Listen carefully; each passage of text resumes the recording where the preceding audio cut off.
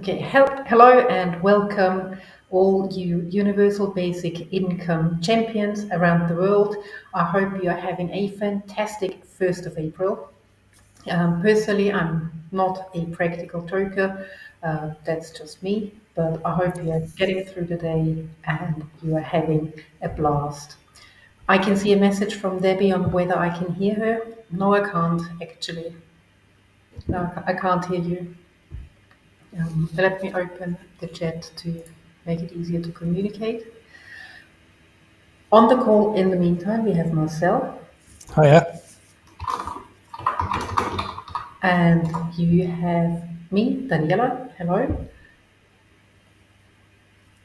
And we have Debbie as well, who is currently trying to join. I'm sure we can figure out what is happening right now. Generally, one thing I know I did need to get into the habit of is to allow the audio and the video so that the Jitsi system has access to your microphone, and if you want to share the camera, that it has access to the camera as well.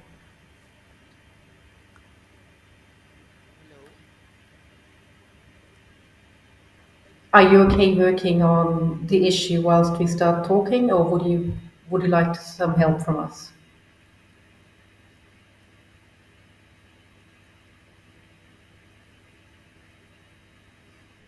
Okay, thumbs up. Um, Please continue trying to fix it. It would be lovely to hear from you as well. In the meantime, good news about universal basic income around the world, because there always is this glimmer of hope. This time round, I have seen that there was a study, or there was a pilot project on universal basic income in California, where for 2 years people were given $500 a month, no strings attached. And now the first lot, or the first year, has been analyzed of the outcome, and we can look at the data, what actually happened. So two independent researchers from two separate universities are looking at the data. So one of them is in Tennessee, the other one's in Pennsylvania, and both of them are coming up with exactly the same data, and that is that um, out of the cohort, out of the whole group of people who received the UBI over those few years, initially 28% were employed, full-time employed, and by the end of the pilot, 40% were full-time employed. So 28 to 40 is a brilliant increase. It's 12 percent points, fantastic, in my opinion. The researchers who went through all of the data with a fine-tooth comb did put that down to people having time to take a day off their part-time job and be able to travel to interviews for better jobs, and that then lifted them out from part-time work to full-time work. In addition, for those that didn't have a job at the beginning, no job at all, they had money to pay for transport to get to the interview. And it's really important to point this out, that some people really all they need is money for the bus to get somewhere, and that will put them on the right trajectory. It's as simple as that. I Now, think I sorry? think more importantly is the argument against UBI, saying that people will be discouraged from working. Yet again, this has shown that when people get a UBI, they're not discouraged from working. They actually increase the amount of work that they do. They can go and find a job that they like. They can go and, as you say, get on the bus to go to the interview and things like that. So it's actually a complete opposite to what people intuitively think will happen with a UBI. And I think it's, I've had a discussion with somebody a week ago, and his argument kept being, but I feel Yes. it's the intuitive sense that this is not going to work, because you think that if you get free money, you'd be discouraged from working. But this once again demonstrates that people are more likely to look for a job and get out there and contribute when receiving a UBI, because they don't have to worry about things. I completely agree. And that's why your point leads really nicely into the other half of that study. So they looked at what the people who received the UBI did do with it. And then there is another group that did not receive the UBIs, or a control group. Same number of people, similar circumstances, so everything pretty much the same, except for the UBI group, which went from 28% to 40% employment, and the control group, which started with 32%, so it started higher, and it ended up at 37%. So whilst yes, more people had a job, but not anywhere near as much as in the UBI group. So in the UBI group, 12% points of people had a job, a full-time job at the end, whereas in the control group it was only 5%. So one could frame it as it's twice as good as if you allow people to struggle on their own. And I think that comparison is a really, really good one as well. Yeah, no, exactly. And the other thing is, he always point out, it's data. We need to look at the data, not at what we feel about it. Feelings, as good as they are when you talk to your loved ones, when it comes to the greater good, it is the data that will help us more than anything. It is looking what people do. Don't necessarily look at what people say, but look at what they do. And those pilot projects, they give us the data to look at what people actually do with the money, and not what people think they will do with the money. Would I spend, if I got the UBI, would I spend it on alcohol or drugs or anything? Probably not. When admittedly, yes, my birthday is coming up soon, so yes, I would have maybe a little tipple then, but I would not spend the majority of the money on it. I would do things that I would find more having a bigger positive contribution to my life compared to something frivolous. And when I say frivolous, I would like to just frame it before anyone jumps to conclusions, and I should have done that before, possibly. Frivolous is the wrong word here, and I apologize for that. Let's call it social, because when we talk about drinks or something like that, and even smoking falls into that, generally people don't do it by themselves. It is something that people do in a group. It's a way of connecting with other people. Some people go as far as saying, if you have a drink with friends, it's a social aspect.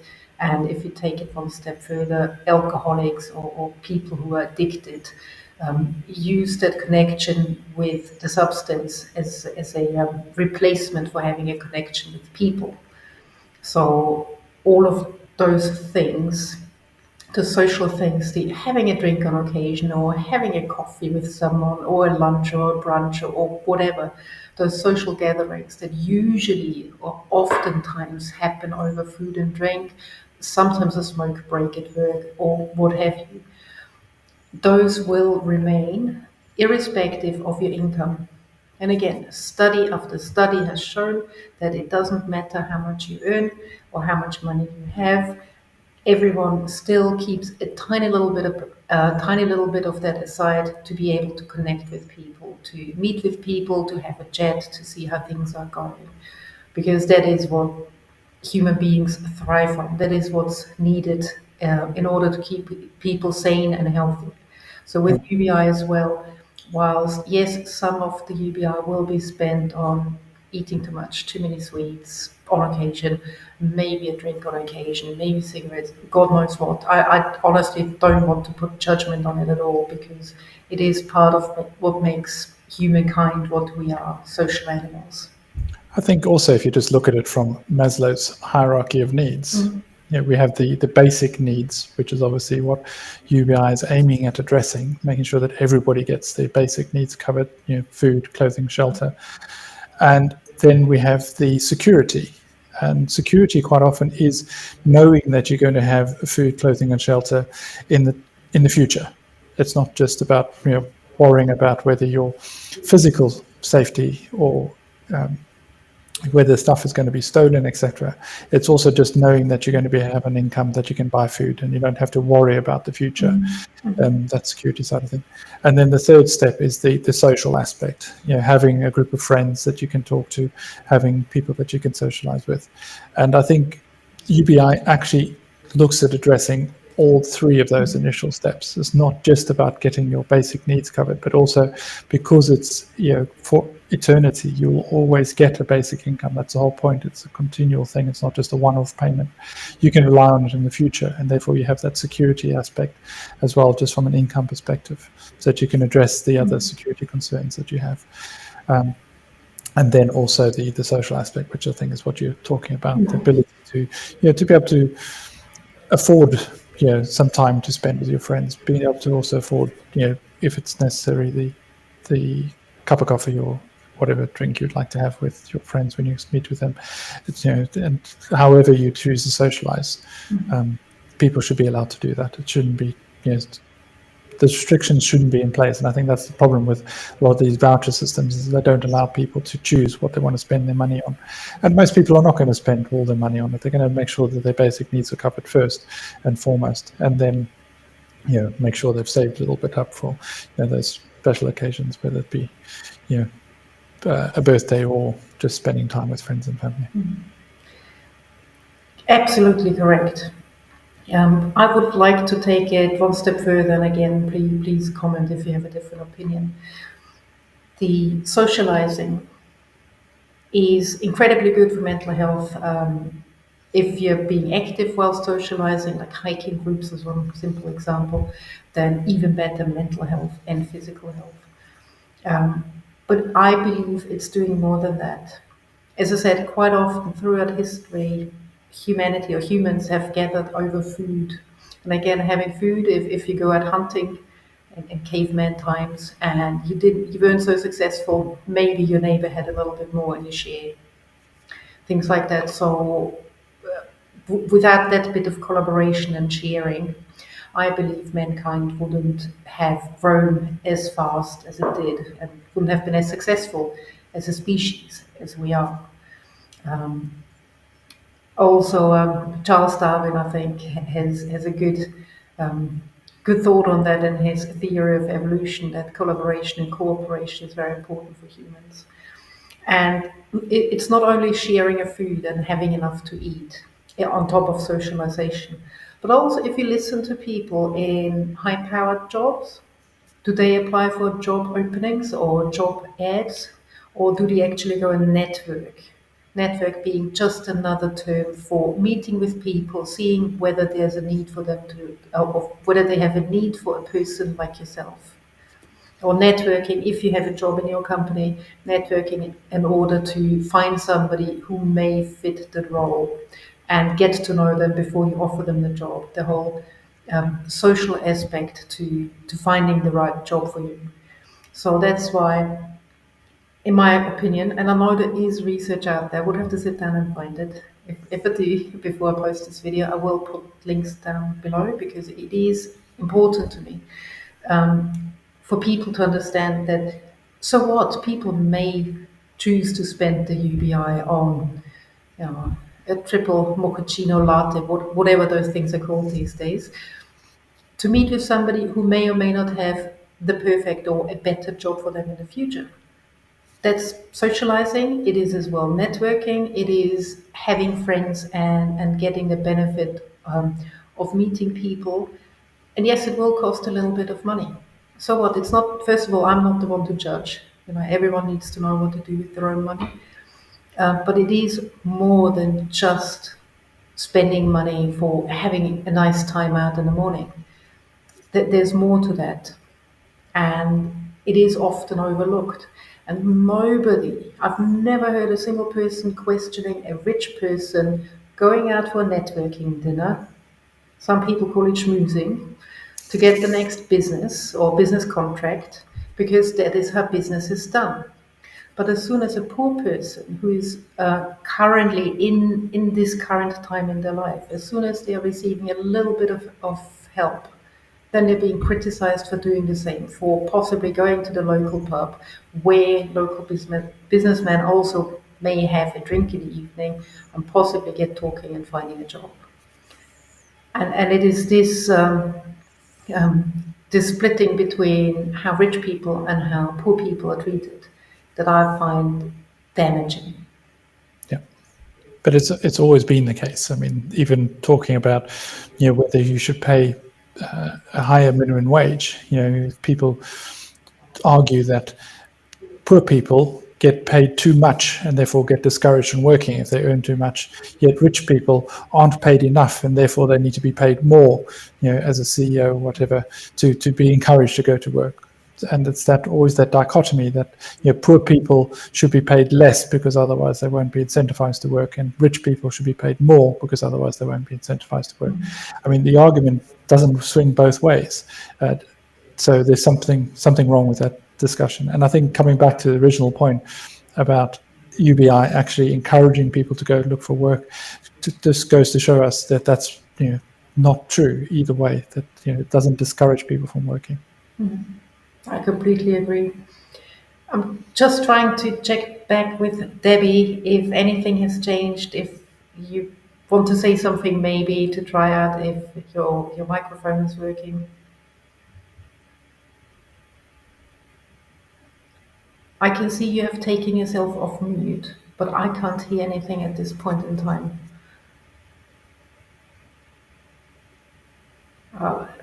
It's such a shame.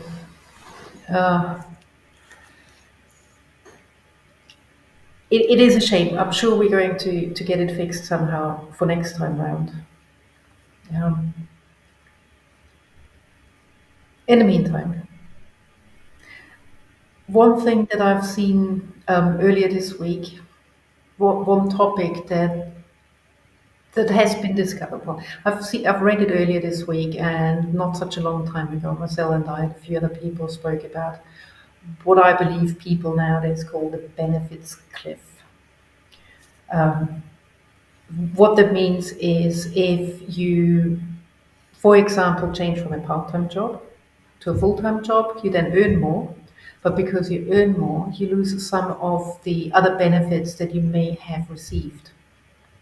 For example, a close friend of mine was got a promotion, not a big one. She earned a little bit more money, and I'm not talking thousands. I'm literally talking in the region of about 200 a month, which is nice and lovely. I'm not saying no to that, but because of the 200 a month more, she then lost benefits for being a single mom. Now, the benefits that she lost were in the region of about 550, but she only got 200 more, so technically she was down 330. And that's a big shock because you think, oh, I'm getting a promotion that comes with more money, and then you do the numbers, and you actually think, hang on a second, something doesn't quite pan out. I have seen similar calculations done in various countries in Europe by friends of mine, and they literally talked me through the numbers. And it is quite shocking that things like that happen on a regular basis, in my opinion, because to me it shows that the system is disjointed.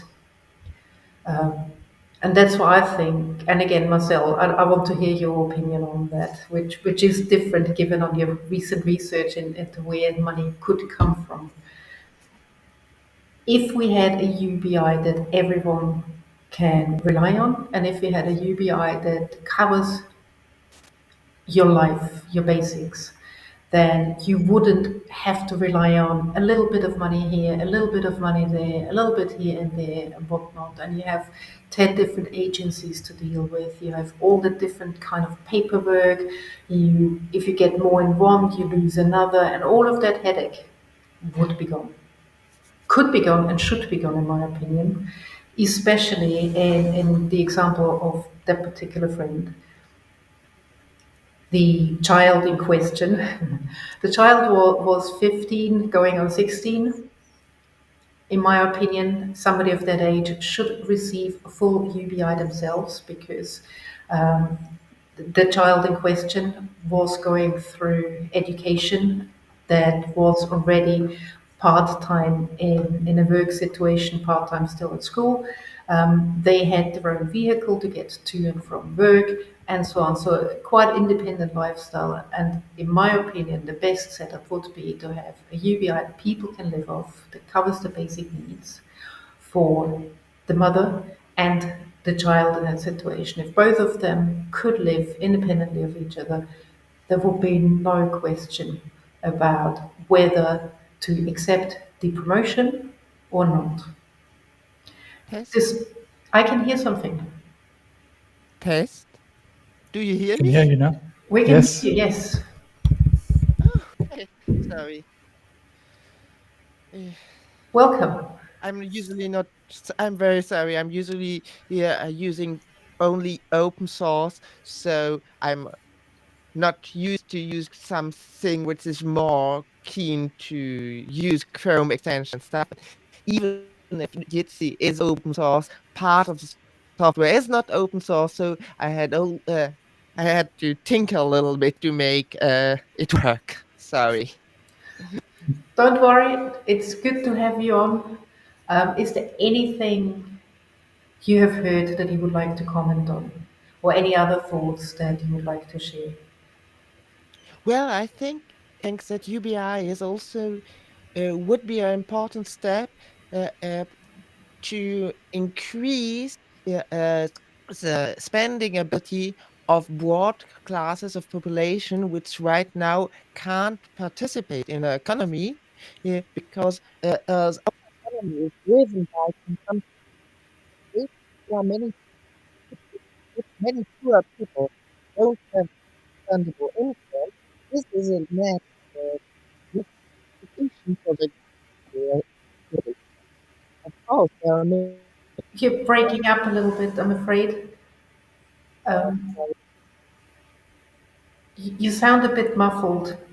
So, what I understood before you started breaking up was that it would allow, UBI would allow people to participate in the economy that currently don't have access to. yeah. You're back I again. think that okay. Hmm. I'm sorry. Don't worry. They I think that there is a macroeconomic case for a universal basic income because as there are many persons which participate in society or have trouble participating in society but still can partially participate in society which would not be able to participate in a classical workforce. We have many continents which have either or social bias where they have to take care of the other person, where they have from the society, and they are, if they are wealthy, who are able to participate in a country with other work, you can have an idea, you can develop a company, but you are not wealthy to begin with, you can only certainly start probably with listing for writing a general idea, but will never be able to without uh, uh, being liberated from the existential angst of not having an income. So I think that macroeconomically makes people not sense to actually have a universal basic income. I I'm think really there are sorry, also but you seem okay, I'm to sorry. go muffled on occasion. I think there may be something with the connection, probably. Okay. But I think, if I understand you correctly, Debbie, you're talking about people who do work basically without getting paid for it. So whether you're a carer at home looking after the family members, or just being a housewife typically who doesn't get paid, or anybody else who's contributing, to society but not getting paid for it because the money doesn't appear. And I think that's one of the key issues that UBI addresses, is the fact that it doesn't matter whether you can find a job that actually pays you money, as long as you receiving money, you can contribute to society and be able to contribute financially as well, because you have money that you can then go and spend inside the society. I think that's what you're trying to get at. Is that correct, Debbie?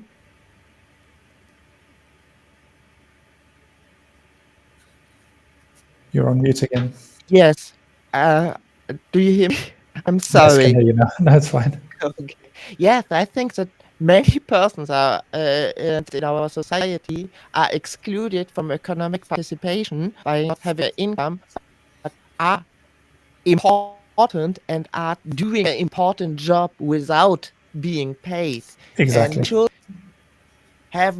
we should give everybody access to Exactly. society and also give everybody access to economics to Yes. participate in our economics Yes. system. Yeah, that's one of the key things we've discussed in the past as well, is the fact that you shouldn't have to be able to financially justify your contribution to society. You mentioned earlier, open source software. There's a lot of people contribute to free and open source software who obviously don't get paid for it. They rely on Patreon or something to get an income, or they're lucky enough to have a job and they do it part time in the evenings when they've got free time, but they're contributing to society but not getting paid for it. And I think that's allows, if we have a UBI, people be able to contribute to society in the way they can best contribute, the way they think they can best contribute, and receive an income which they can then again also use to contribute to the economic system and make sure that the world continues to go around. Yes, exactly. And we also have quite expensive systems to find out who needs support. I think that especially in Europe, but to a lesser degree also in other countries, there is so many money spent in useless ways to find out if someone maybe gets €1 too much of Yeah. social security instead of something more useful, giving someone money he can spend, he can be part of society and do his thing without just always needing a justification for Yeah. getting money. I also think that with our productivity gains, there's there would be many possibilities for many persons to get bad ideas to solve problems which will not be solved as quickly because instead of working of a problem dear to their heart, they have to contribute in a bullshit job Yeah. to making a PowerPoint for the X time of nothing useful. Yeah. And well, bullshit jobs would be eliminated or decreased by having a UBI. Yeah. Yeah, exactly. Yeah, you wouldn't have people just doing any old job that they can get their hands on, and you wouldn't have companies spending money on people just because they want their employees' numbers and their team size and things like that, and allow people to actually contribute the way they see best to contribute. And I think also there's a lot of projects that people would want to work on, and even if they were financially feasible in the future, they need to spend time working on these projects, and you're not going to get paid for it, and you don't need to find an angel investor who might invest some money to keep you going, when quite often these angel investors don't want to pay your income. They want to be buy into a business that is looking like they're going to make money, not worry about paying the entrepreneur who's contributing and trying to make this a success. So I think there's a lot of ideas and things that just do not get off the ground because they don't have a rich backer to keep them going until their project is a success. And I think we're going to be losing out a lot from that side of things as well. And also, we have to remember that a lot of businesses don't succeed anyway, even if they can afford to pay for themselves. So people are going to fail along the way, but we want more people to try, and the more people that try, the more likely we're going to get successful projects coming out on the other side. So there's a lot of aspects to it as to how we can contribute to society and stop, as you said, wasting money trying to stop people from getting a benefit that we think they don't deserve. And I think that was what Daniela was alluding to earlier. You lose a benefit for a single child payment because you earn a little bit more money. We spend far too much money trying to decide who gets a little bit of money here and there, when that money itself could be used to fund the UBI aspect. Yes. May I just point out an anecdote when I grew up and where I grew up as well. If you were off sick, you would get a sick note from a doctor, and depending on what's wrong with you, you are allowed to leave your house for anywhere from an hour to sometimes a few hours, half a day, to do your shopping and go about your normal day so you continue living. There were plenty of controllers hired by the government, and they would come round to check whether you actually are at home when you're supposed to be at home. All of those people going round from door to door checking that all the sick people in the country actually are at home when you're supposed to be home. Personally, I never understood, because there's no value to it, in my opinion. And I can't imagine having a job. It must be quite demoralizing, basically, just ringing a doorbell, checking that they're home for nothing. That Yes. literally is a waste of money, in my opinion. Yeah, it's part of the list of David Graeber's bullshit jobs. Any job that is there to try and stop someone else from doing what they want to do. I think also one of the issues that UBI has that it needs to address is that people who currently get benefits, and be that a pension or any form of benefits, don't end up being worse off under UBI. So the UBI needs to make sure that everyone still gets the basic income that they were getting via a pension or unemployment benefits, but also people who get additional benefits on top of that. You've mentioned already the single parent benefit, which gets covered by the fact that every individual, including children, get it. But there are disability benefits that people are worried that they will lose, and therefore be a bit worse off. And I think when the UBI gets implemented, we need to make sure that people aren't worse off. And one of the concerns that people have in not wanting it is that if we're going to give money to everyone, whether they deserve it or not, then the people that do deserve it are going to get less. And I think that's one of the concerns that needs to be addressed with how UBI is funded and how big UBI is when it gets implemented initially. True, and may I add that once UBI is implemented, and I'm very positive that it will in my lifetime, but once it is implemented, all of the pilot studies have shown that mental health is improving vastly in the population that receives it. There are fewer visits to A&E, and if you have fewer visits to A&E, one would assume that further down the line, say 10, 20, 30 years down the line, there are fewer knock-on effects from whatever happened that led a person to go or be driven to an A&E station. A&E is accidents and emergencies. Other countries call it emergency rooms. It's if you break a leg and you need immediate urgent care, basically. So all of those things together, once a UBI is implemented, I believe that there will be fewer medical costs. There will be fewer costs in general for the government that implements it.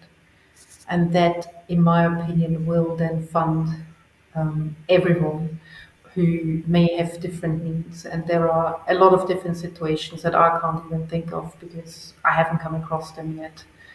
Yeah. The thing is, even if we talk about the homelessness, I mean, just talking about homelessness, never mind anything else, it has been shown that it's far cheaper to house homeless people than it is to deal with the consequences of homelessness. So there again is an example of making sure people get a UBI that we're going to reduce the costs of homelessness, and that's been shown just from a homeless perspective. And I think another issue that needs to be addressed as well going forward is not worrying about people cheating the system, but worrying about the people that are not getting it. Some homeless person who doesn't want to be in the system, right?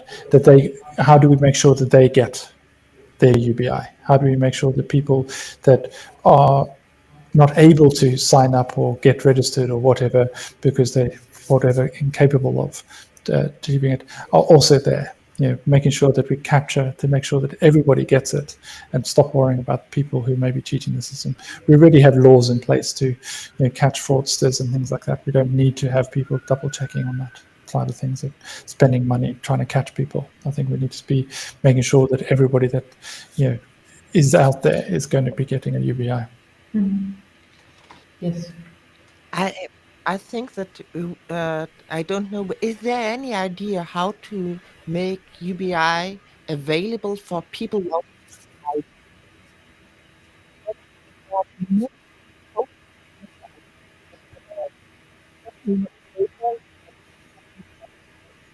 Sorry, I can't hear you again at the moment. I'm not sure why that keeps happening.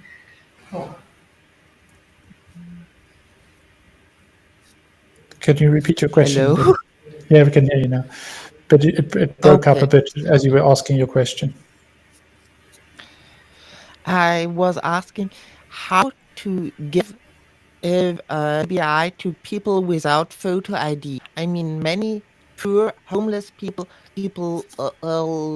in 10 cities like in the suburbs of Paris or next to Le Havre don't have any kind of ID. But I Exactly. think they should get UBI, but I don't really know how to give UBI to them. No, that's exactly the point I was trying to make. Is like instead of worrying about people who might cheat the system, we need to worry about the people that are going to be left out of the system. How do we make sure that they get included as well? That's exactly one of the things that needs to be addressed going forward. And I think it will be a challenge.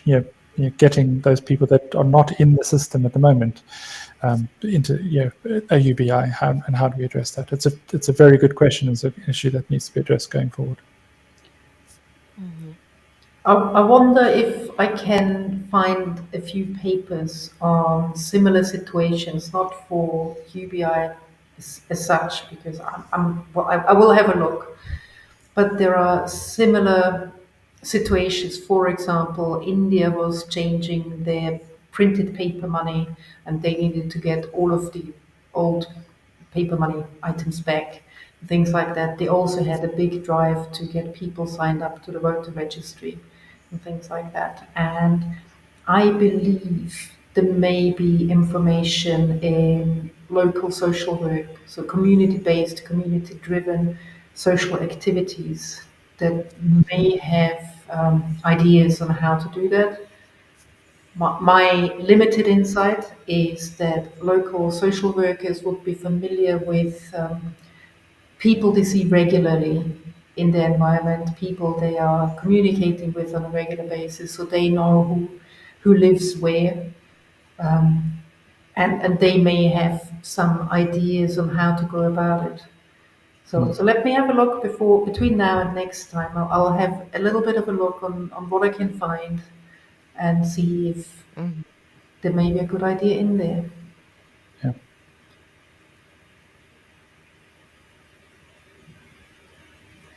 But yes, it's those conversations like that that if enough of us get together and look into, well, this one challenge, how do we overcome this? This other challenge, how do we overcome this?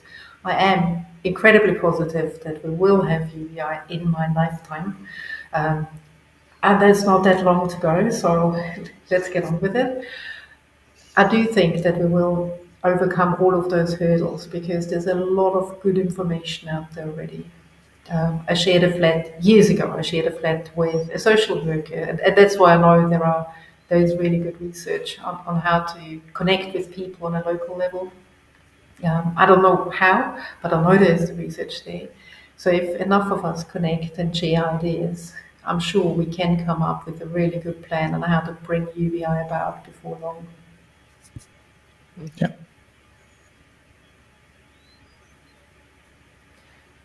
Those were the two topics that I wanted to get off my chest and share today. If you have any comments or any topics or anything at all, um, please do so. No, I'm good for today. Debbie, is there anything else you would like to share? No, maybe just I think sometimes we could think about UBI as a kind of stimulus, as financial stimulus for the whole economy, because we have the macroeconomic problem that there is not enough of money going around. There is enough money, but most money is not going around, and we all know economics 101, money must go around for creating prosperity. Exactly. So there is a economics case to make for UBI, not only a Definitely. social, not only it's not only being nice, it's also utilitaristic. Yes. The Because often then people think we can't have nice things because it wouldn't be utilitarian. But many nice things are at the same time utilitarian, like universal basic income. I think it's a utilitarian solution to a general problem. Yeah. And there's a few rich people that support UBI for that very reason. They know that if you want their products to be purchased and bought, they need people to have money to be able to purchase them. And if more and more jobs get automated and AI takes more and more jobs away from people, then how's the money going to flow in the economy? And how are they going to get people to purchase their products and services? So yes, there's a lot of rich people who also agree with you on that point.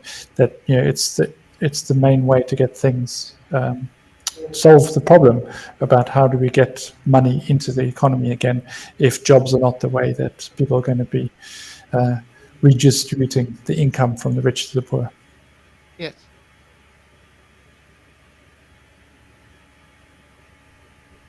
Yes.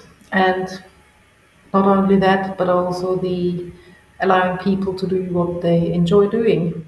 And I'm not saying, as you, Debbie, as you rightly alluded to it, it's not necessarily the lovely, woolly, fuzzy around my heart feeling.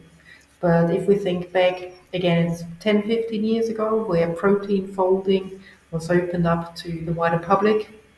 And there was this one person who folded proteins better and quicker than anyone else, and it was a housewife. She was bored on occasion, and that's how she got into the project. And she was well known in that particular um, area because she was so good at it. Yeah, instinct for it. Yeah, But she just otherwise had and I personally, I think housewives are incredibly important. It's not my kind of job, and I do consider it a job because, especially if housewife also covers being a guardian for youngsters and children, then it's an incredibly hard job. So Yes. I'm not saying, and I look at it as a job, say that way. Housewife was being her job and she needed a hobby. Protein folding was what she used as a hobby, and I think brilliant. She pushed science forward just because she was a bit bored in her day job. And I think there will be more of that. Yes. So yeah. if there's nothing else, I will close, or we will close for today. Thanks a lot, Debbie, for joining us. I will try Thank and put the links down below that we talked about today and also some of the research. Sorry, I think I cut you off there. Thank you very much for the invitation, for sharing your No, opinion. Okay. Hope to see you next time. See you on the first Tuesday of May, Mhm. which is the 3rd. Let me just have a look at my diary to get the date right. Um, from memory, it's the 3rd of May. No, apologies, my bad. It's the 5th of May. Sorry, 6th of May. Tuesday, 6th of May, most certainly 6th of May, I've confirmed. 6th of May, 4 p.m. in Okay. the afternoon, UTC. Please check your time zone and we'll speak then. Bye bye. Sounds good. Bye. Bye.